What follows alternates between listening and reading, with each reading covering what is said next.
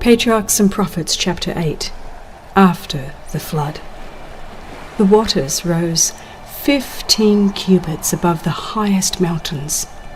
It often seemed to the family within the ark that they must perish, as for 5 long months their boat was tossed about, apparently at the mercy of wind and wave. It was a trying ordeal, but Noah's faith did not waver, for he had the assurance that the divine hand was upon the helm. As the waters began to subside, the Lord caused the ark to drift into a spot protected by a group of mountains that had been preserved by his power. These mountains were but a little distance apart, and the ark moved about in this quiet haven and was no longer driven upon the boundless ocean. This gave great relief to the weary, tempest-tossed voyagers. Noah and his family anxiously waited for the decrease of the waters, for they longed to go forth again upon the earth. 40 days after the tops of the mountains became visible, they sent out a raven, a bird of quick scent, to discover whether the earth had become dry. This bird, finding nothing but water, continued to fly to and from the ark. 7 days later a dove was sent forth, which, finding no footing, returned to the ark. Noah waited 7 days longer, and again sent forth the dove. When she returned at evening with an olive leaf in her mouth, there was great rejoicing. Later, Noah removed the covering of the ark and looked, and behold, the face of the ground was dry. Still, he waited patiently within the ark.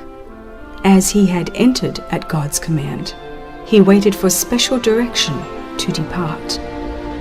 At last, an angel descended from heaven, opened the massive door, and bade the patriarch and his household go forth upon the earth and take with them every living thing. In the joy of their release, Noah did not forget him, by whose gracious care they had been preserved. His first act after leaving the ark was to build an altar and offer from every kind of clean beast and fowl a sacrifice, thus manifesting his gratitude to God for deliverance and his faith in Christ, the great sacrifice. This offering was pleasing to the Lord, and a blessing resulted, not only to the patriarch and his family, but to all who should live upon the earth. The Lord smelled a sweet savour, and the Lord said in his heart, I will not again curse the ground any more for man's sake. While the earth remaineth, seed time and harvest, and cold and heat, and summer and winter, and day and night shall not cease. Here was a lesson for all succeeding generations. Noah had come forth upon a desolate earth, but before preparing a house for himself, he built an altar to God. His stock of cattle was small and had been preserved at great expense, yet he cheerfully gave a part to the Lord as an acknowledgement that all was his. In like manner, it should be our first care to render our free will offerings to God. Every manifestation of his mercy and love toward us should be gratefully acknowledged both by acts of devotion and by gifts to his cause. Lest the gathering clouds and falling rain should fill men with constant terror from fear of another flood, the Lord encouraged the family of Noah by a promise. I will establish my covenant with you, neither shall there any more be a flood to destroy the earth. I do set my bow in the cloud, and it shall be for a token of a covenant between me and the earth. And it shall come to pass, when I bring a cloud over the earth, that the bow shall be seen in the cloud, and I will look upon it, that I may remember the everlasting covenant between God and every living creature. How great the condescension of God and his compassion for his erring creatures in thus placing the beautiful rainbow in the clouds as a token of his covenant with men. The Lord declares that when he looks upon the bow, he will remember his covenant. This does not imply that he would ever forget, but he speaks to us in our own language, that we may better understand him. It was God's purpose that as the children of after generations should ask the meaning of the glorious ark, which spans the heavens, their parents should repeat the story of the flood and tell them that the Most High had bended the bow and placed it in the clouds as an assurance that the waters should never again overflow the earth. Thus, from generation to generation, it would testify of divine love to man and would strengthen his confidence in God. In heaven, the semblance of a rainbow encircles the throne and overarches the head of Christ.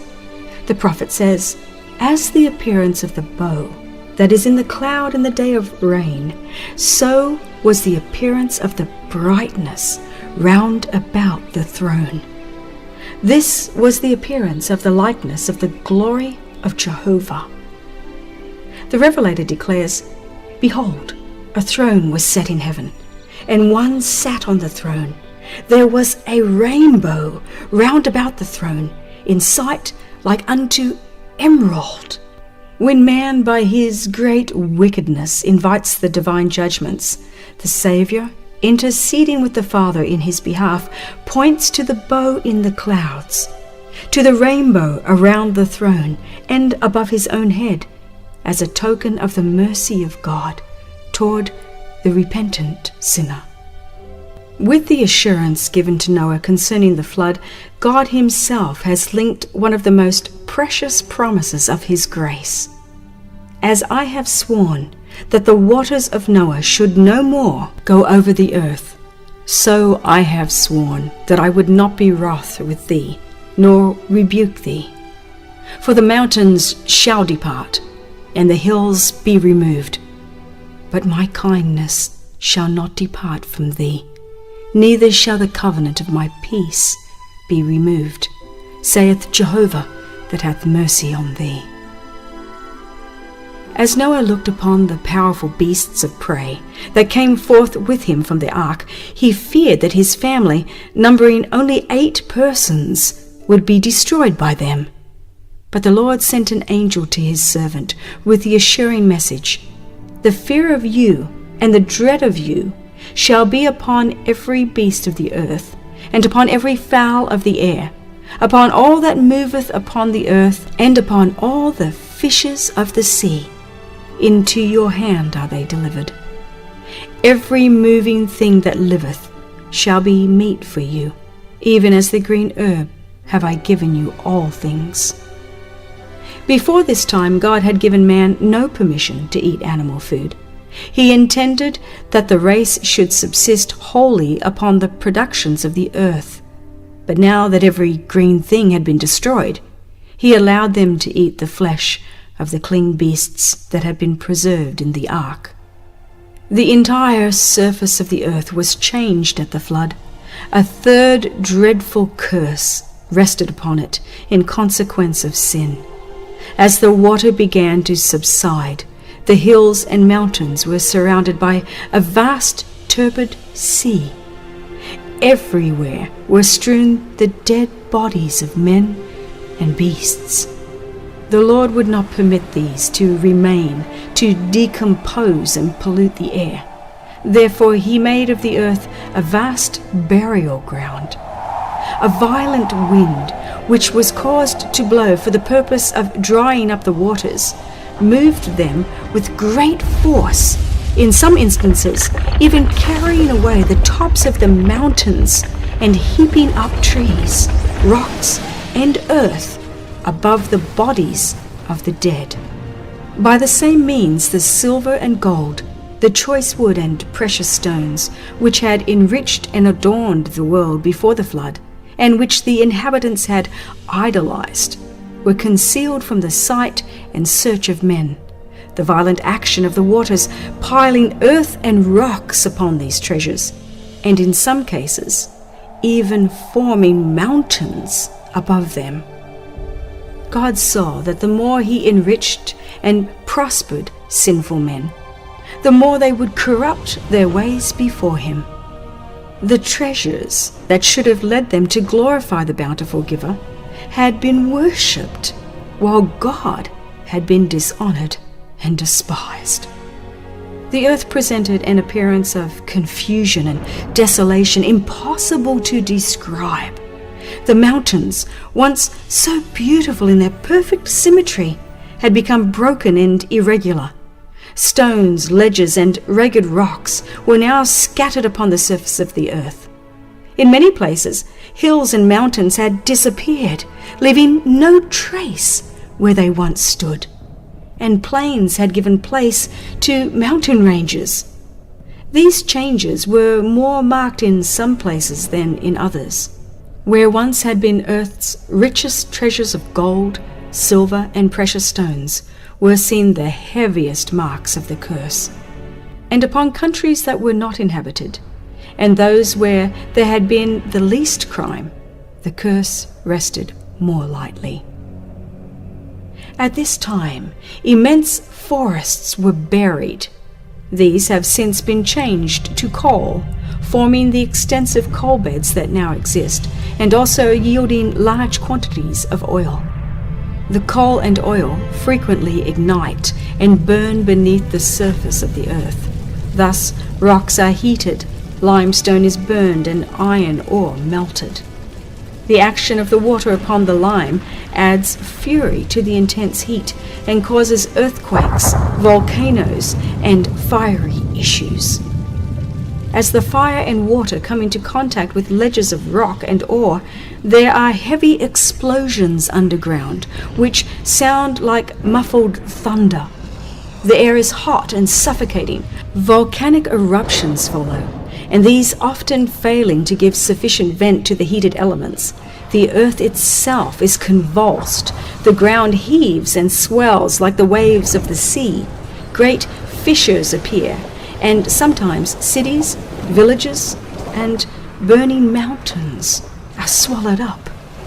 These wonderful manifestations will be more and more frequent and terrible just before the second coming of Christ and the end of the world, as signs of its speedy destruction. The depths of the earth are the Lord's arsenal, whence were drawn weapons to be employed in the destruction of the old world. Waters gushing from the earth united with the waters from heaven to accomplish the work of desolation. Since the flood, fire as well as water has been God's agent to destroy very wicked cities.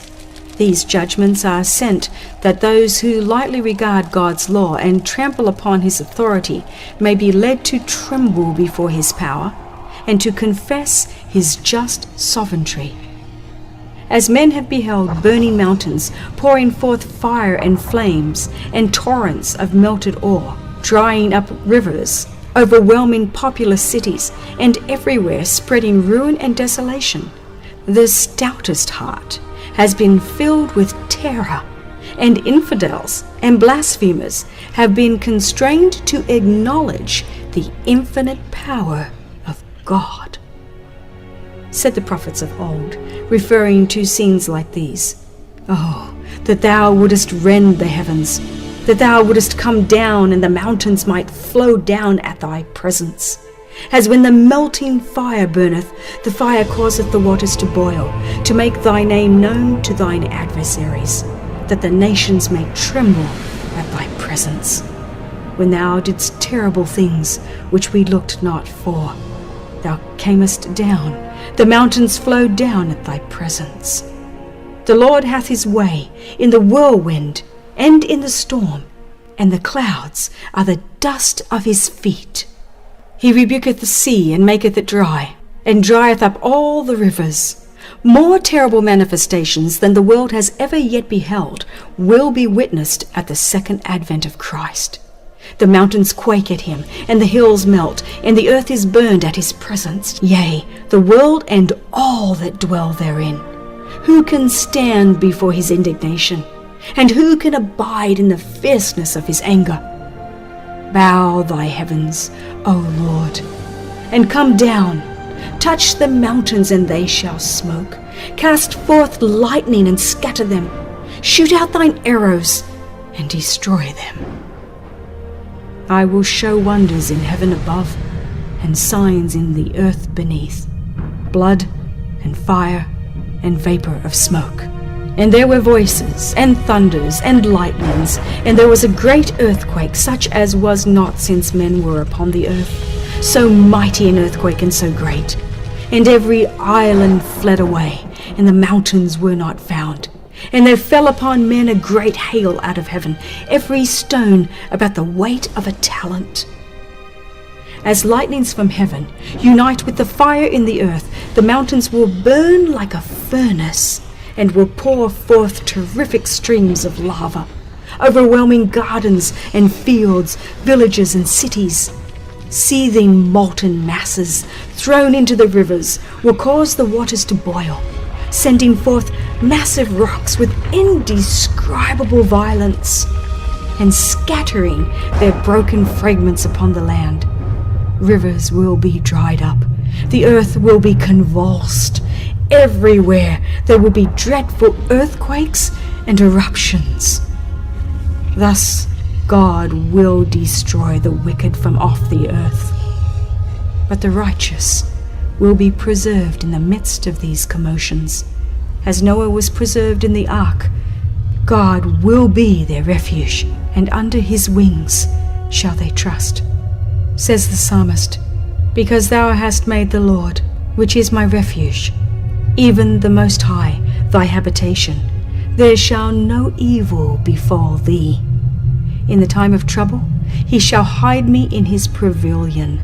In the secret of his tabernacle shall he hide me. God's promise is, because he hath set his love upon me, therefore I will deliver him.